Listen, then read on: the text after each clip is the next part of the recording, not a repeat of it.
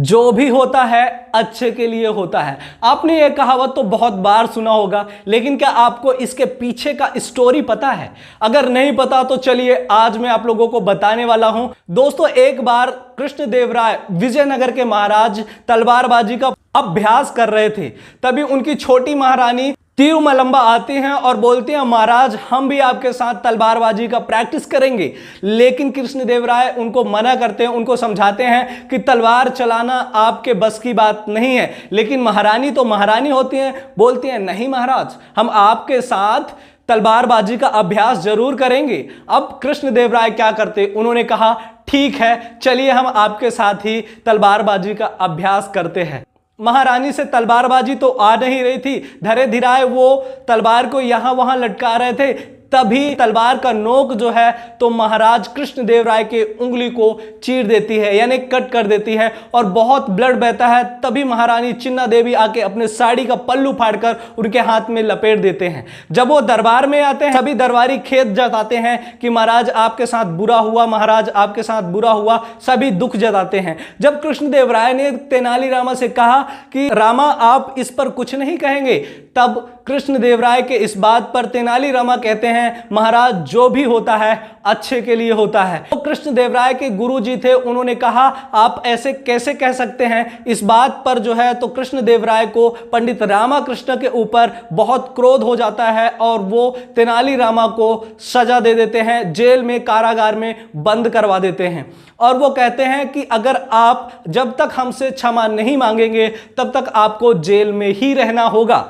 कृष्णदेवराय तेनालीरामा को जेल में भेज देते हैं और उसी दौरान किसी एक गांव में बहुत बड़ा मेला लगा हुआ था। ऐसे में कृष्णदेवराय को अपने प्रजा के बारे में जानने का एक बहुत अच्छा अवसर था कि वो जो है तो मेले में जाए वेश बदलकर और अपने प्रजा का हाल चाल जाने, किस प्रकार से उसकी प्रजा रह रही है, क्या खुश है या फिर निराश है। तो दोस्तों, कृष्णदेवराय वेश बदलकर मेला में जाते हैं। वहीं पंडित रामाकृष्ण जो है तो सैनिकों से कहकर क्षमा मांगने के लिए पंडित रामाकृष्ण भी जो है तो मेले में चले जाते हैं। दोस्तों, कृष्णदेवराय जो है तो गुरुवर के साथ में घोड़े में जाते हैं और पंडित रामाकृष्ण भी अलग से घोड़े में चल देते हैं। वहां मेले में पहुंचने के लिए बीच में बहुत भारी जंगल था, उसको पार करके मेले में जाना था। लेकिन कृष्णदेवराय और जो तथाचार्य थे वो रास्ता भटक जाते हैं और कहीं और चले जाते हैं। तो वहीं पंडित रामाकृष्ण भी अपना रास्ता भटक जाते हैं और जंगल में गुम जाते हैं।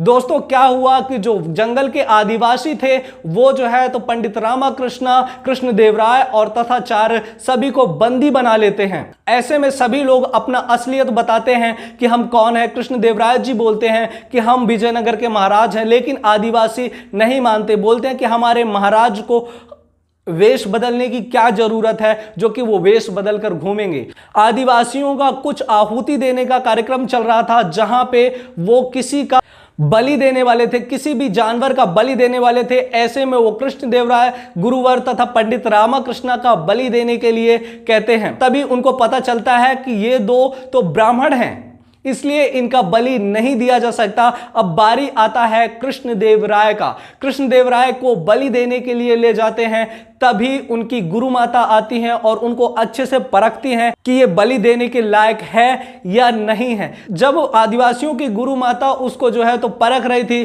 तभी उनको पता चलता है कि उनका एक उंगली कटा हुआ है, यानी कि ये पूर्णता नहीं है। अगर किसी का कहीं भी अगर कोई भी अंग कटा होता है तो उसको बलि में नहीं चढ़ाया जाता है। इस प्रकार से कृष्णदेवराय का एक उंगली जो है तो तलवार से कट गया था, जिस वजह से वो बलि देने के लायक पूर्णतः नहीं थे। तो जब पता चलता है आदिवासियों को तो उनकी बलि को स्थगित कर दिया जाता है और उन्हें छोड़ दिया जाता है।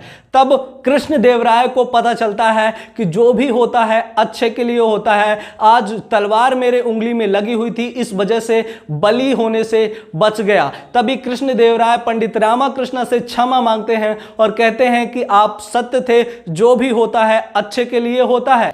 आपको कहानी कैसी लगी कमेंट में जरूर बताइएगा और ऐसे ही वीडियो के लिए हमारे channel motivation with Arun Mehra को सब्सक्राइब कीजिए। आपका बहुत बहुत शुक्रिया।